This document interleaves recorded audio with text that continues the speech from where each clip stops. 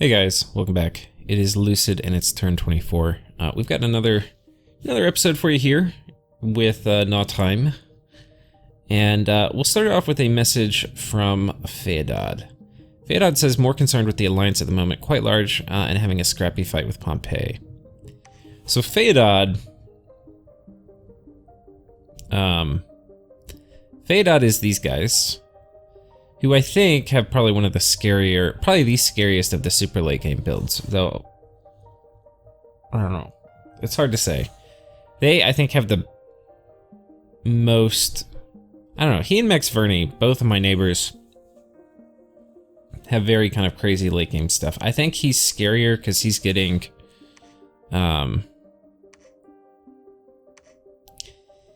basically he has recruit everywhere sacreds and then really, really good cap only sacreds. What he does not have, like, Oni Shugo are his thugs. But Maxvenis has Melquirts. Baratos Melquirts, which kind of are the best Melquirts.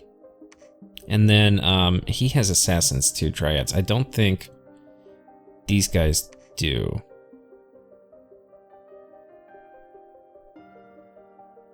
Yeah, no Assassins here. So, I don't know.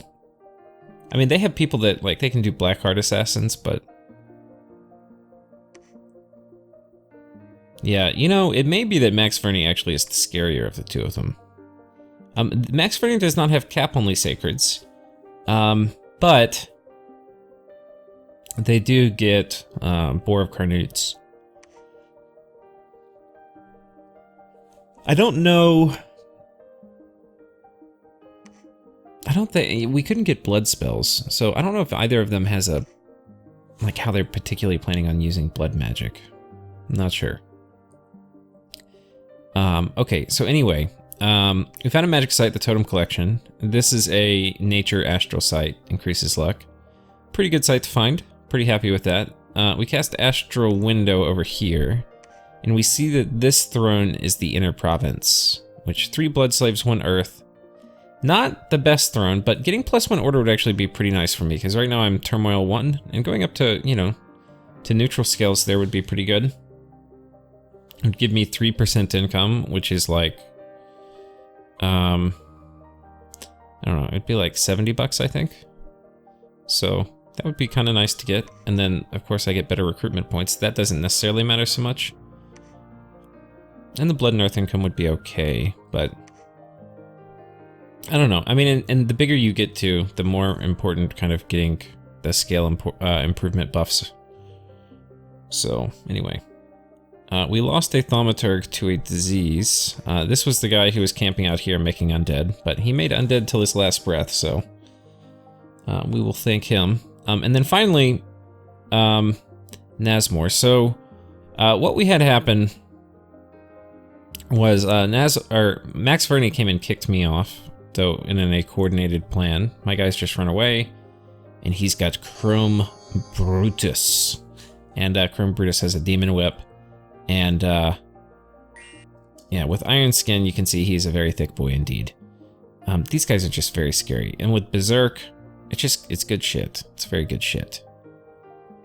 So anyway, that is Chrome Brutus, and he is now on top of the fort. Now, one thing we cannot see is that Nazmor did come and try to knock me off, but he came and tried to knock me off with about, I think about 20 Millites and about 4 crossbowmen, with just the normal commander. And what that means, and I think this was the logical move, it was the lowest commitment attack that would kill a trivial army trying to sit on top of the fort. That's kind of what that was. And what it also did is it allowed his mages to sit inside and summon more Long Dead, which is, I think, what they were doing. And whatever else they could summon. Just summon more nasties. So, I believe that is what happened. Now, we have... oh, there's one more event, and then we'll talk about my plan. I got some water gems. I really do not need water gems. I need to see if somebody... needs to trade for water gems, because I would love to trade like water for fire, and that's a trade that a lot of people probably would do. So I'm not sure who would want them. Therados said they might, but I kind of need to ping my network and see who might be interested in water gems.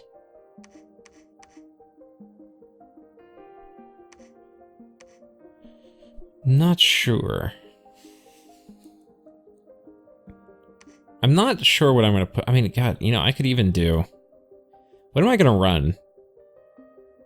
We'll think about this real quick before we go on. So, if we just look at water stuff, Sea of Ice, I'm not really interested in that. We're going to go high in enchantment. Cast Hidden in the Snow a few times. That's pretty much a waste of gems. What does this do? If cast in a province turmoil, a warlike tribe with greater amounts of warriors. If cast in a private fortune or magic, more mages. Okay. Eh. Thetis' Blessing.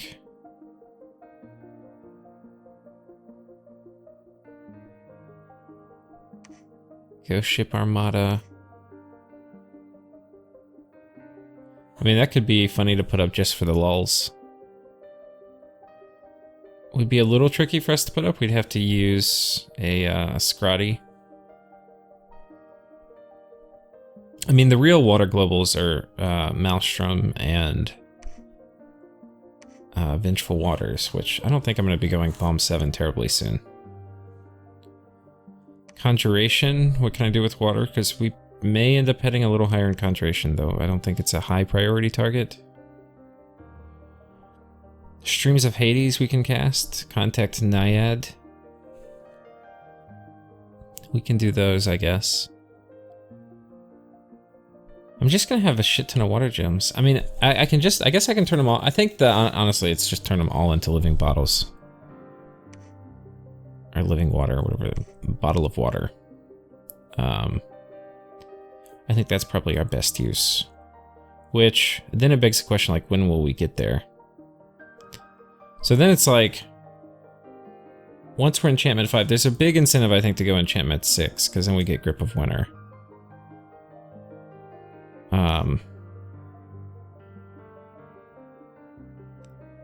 So I think we go, like, enchantment 6. Once we're at enchantment 6, then we're right there next to Mass Flight. There's no way you can go enchantment 6 and not go enchantment 7. Just the pull is too strong.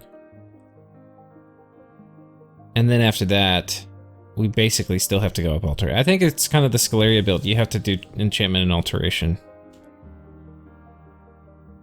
Now, I'd like to get construction, but really the only draw for me getting construction would be like bottles of water. What can I even make right now? Frost brands.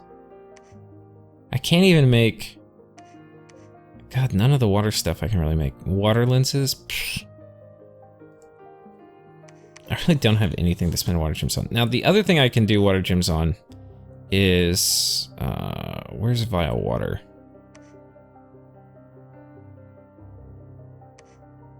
What was an enchantment? Did I miss it? Oh, here it is. Yeah, so enchantment 2, I guess I could do this.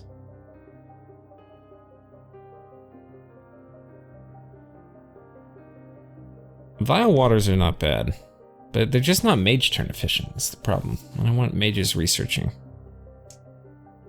How much is my income? 7? I mean, I could just have 2 doing it, which isn't that much, but it would build up. It would be Scrotty, and Scrotty are expensive.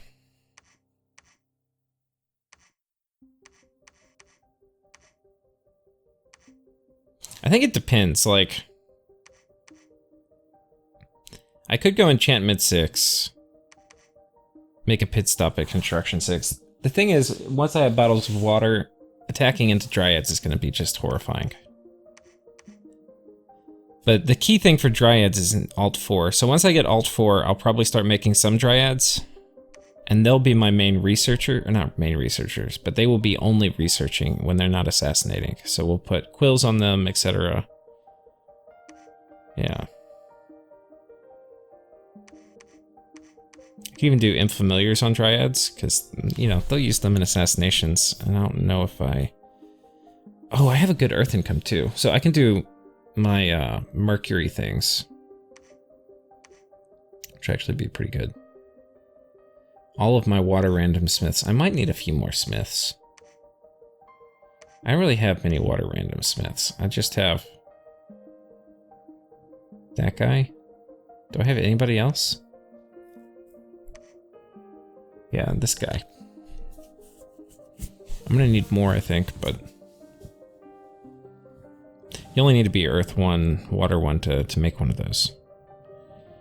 So that's actually another good thing about getting the Barrel of Mercury, is I'm actually gonna need less... it's a lot easier for me to make than living water. Living water, or a bottle of water, I would actually need a Scrotty, or like an extremely random smith. Or extremely lucky smith. So I'm not sure. There's a ton of incentive for me to go enchantment 7 or alt 7 before I get construction 6. But it could be that getting enchantment 6 is going to allow me to be aggressive enough where I have to worry about getting backstabbed. And playing on the defensive and having Dryads with construction 6 is going to be freaking gross.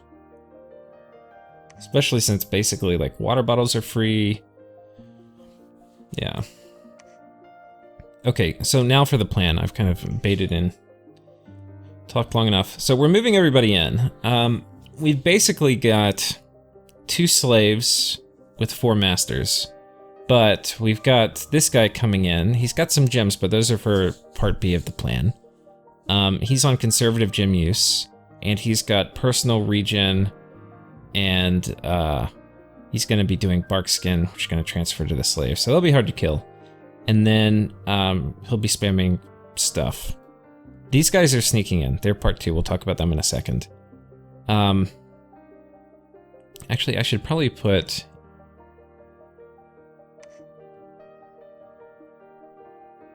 you guys here holding the tech flyer. So, and then let's have you go do something more useful, like come back over here.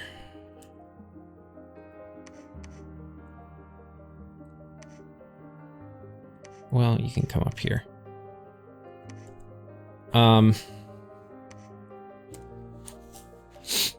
So, if he brings everybody out, there's a decent chance I'll lose. If I lose, I might just be like, all right, fuck it. I've done enough. You can take it, Maxverni. Just give me some money or something for my losses. And he may be agreeable to that. Because we'll have basically defeated the army. Now, I mean, I could pull something else in, but we'll see. We're getting to the point it's going to be a little crazy. So if he comes out with everything, it could be bad. Holding fire closest, okay.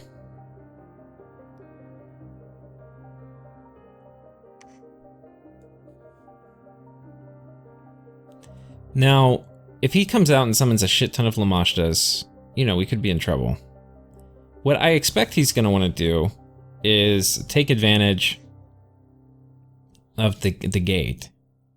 Like, he's not going to, I don't think, like, if he's, I guess what I'm trying to say is if he can only spend his army that he has, he's going to have difficulty kind of getting another army, etc. He wants to probably spend it well. And if he risks it all, like, he's not playing to win, he's just playing to inflict damage, which is, you know, hats off. If he's playing to inflict as much damage as he can, it's very risky to have that whole thing appear in the open battlefield, because, well, they could all die, and then his little game is over. So, yeah, it's safer to have them sit behind the fort walls and then banish chaff as they try to run into a bottleneck. So, yeah. I expect that is what's going to happen. That he's going to not send anything in. He'll just accept that he's pinned in. He'll spend one more turn reanimating stuff. But unfortunately for him, at that point, it will be too late. I think. So, what we are going to do... These guys have a siege strength of 206 plus 250. So it's going to be 500 something. So we can still lose a fair amount of it in one turn, pop it. I expect he's just going to sit there, nothing's going to happen. Next turn, he'll be like, okay, that's fine. You want to come in? Be my guest. I will do the same thing I did to you last time, and I'm going to summon a shit ton of Lamashtas. I'm going to summon...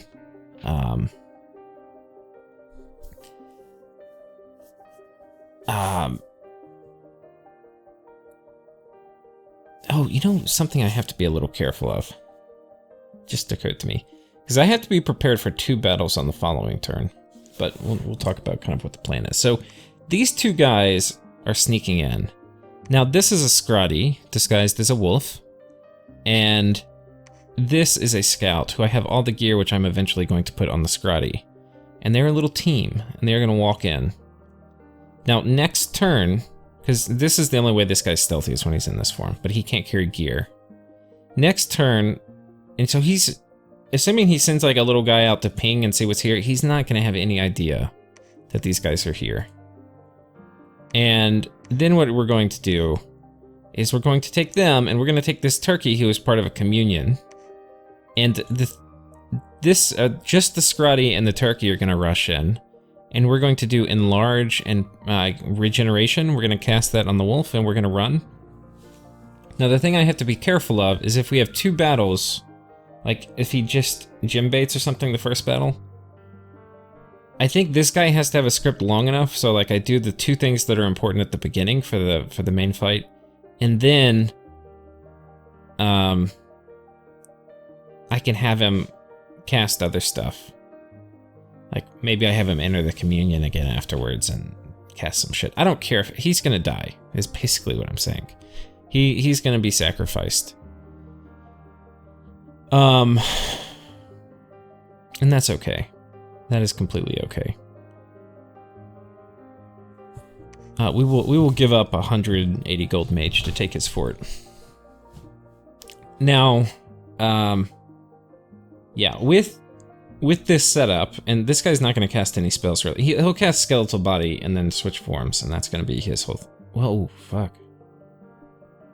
If there's 2 battles and he switches forms, I could get in trouble. Okay, so we're going to skip Skeletal Body. We're not even going to switch forms. Oh man, weird things you don't think about. If you have a double battle with the Scrotty and you switch forms, then you'll be in this wolf form in the last battle. Which we don't want to do because we would throw away all our gear and then he would die and that would be embarrassing.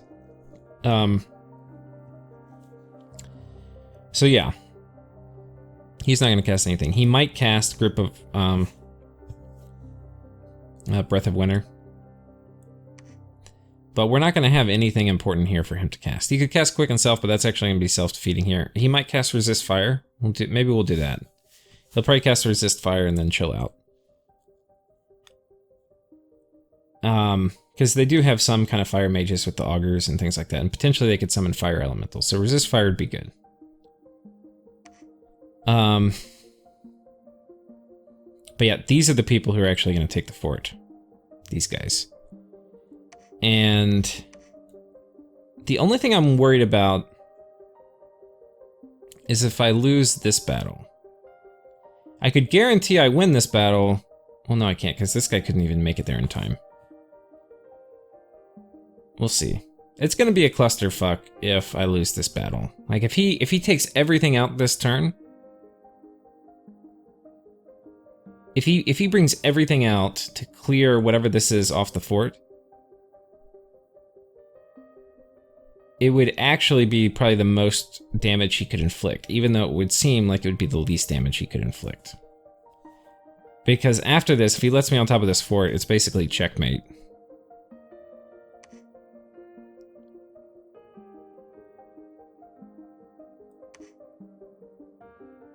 I think that's about it. We've got skeleton summoning going. Every turn we're adding 2 more reanimators. So you can see we're starting to get some production. Here we're site searching. This arm, maybe you know what I might do? Just take these, I could consolidate an army here. No, I don't think we're going to yet. I need to get more, I think.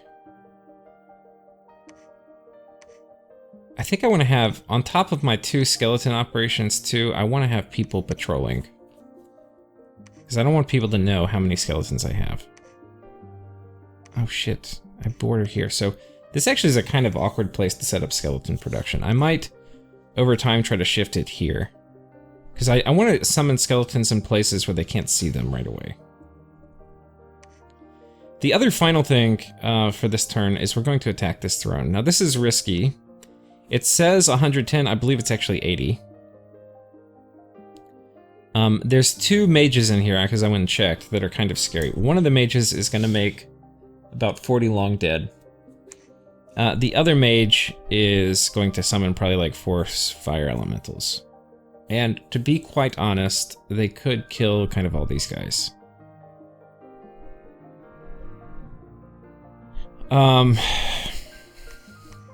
Yeah, actually, we'll scoot you a little farther forward. Where's our... Okay. These guys are in a sparse line and they're going to shoot. These guys are going to trickle forward and fill in the gaps as the skeleton line dies. It's heat 2, so it's actually going to kind of suck. We'll see. I don't know what we're even going to do as a backup plan if this doesn't work. I mean, I guess I could send a Scrotty in.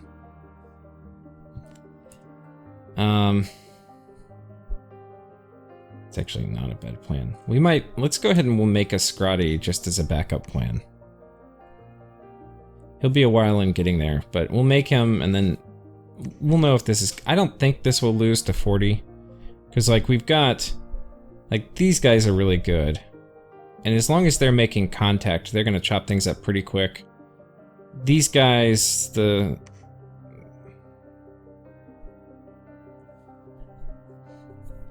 going to do a fair amount of damage. We're going to put you on advance and cast spells. These guys are going to hopefully banish a lot of their undead.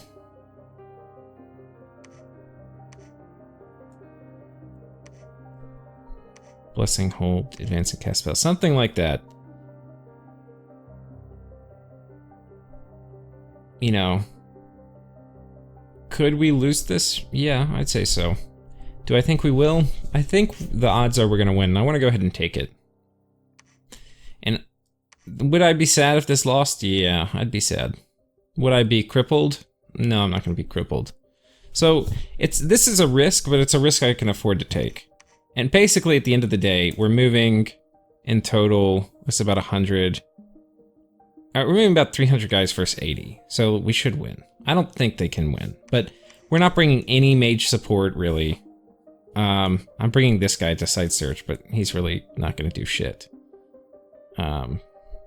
He's going to keep himself from dying and then spam sleep ray, and maybe that hits something, maybe it doesn't. But if that's the one thing that pushes it over and we get the site search next turn, fine. So that's the other thing. There is a definite chance I lose this battle, though. But I want to go ahead and get this one. This one gives me growth +1, which I'm already growth 3, but I have the Throne of Death up here, which I need to make a move on kind of soon. So we might go boom, boom, boom. It's very possible next turn we will consolidate an army here. And here. And then the turn after we'll consolidate an army here.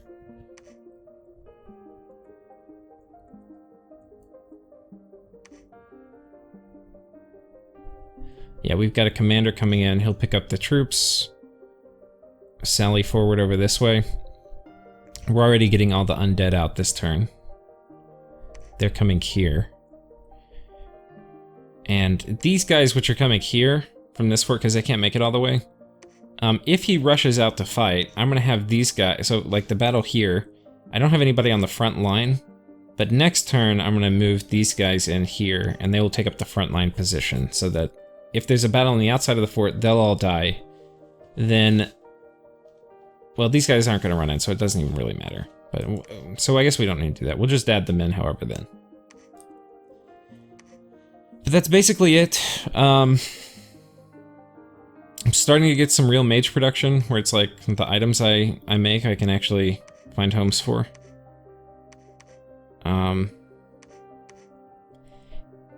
Yeah, we're doing mostly thaumaturgs. Here we're making one more high magus. Oh, here we turned on firebird production. So that's going to not stop ever.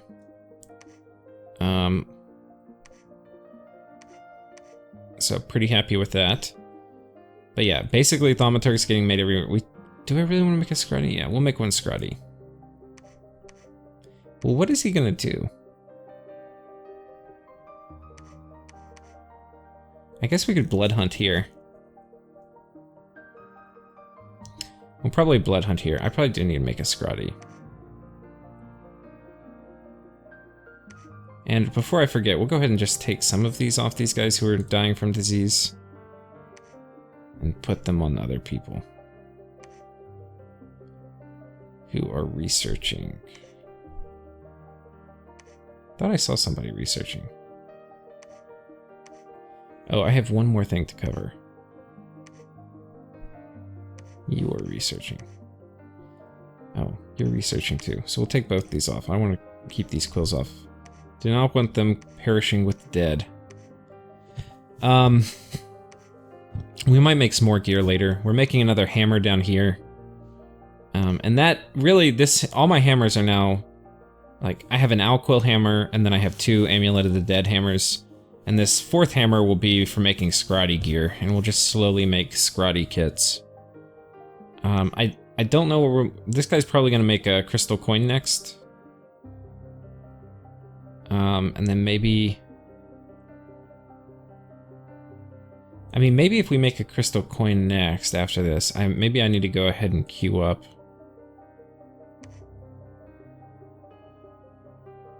No, I think we want thaumaturgs.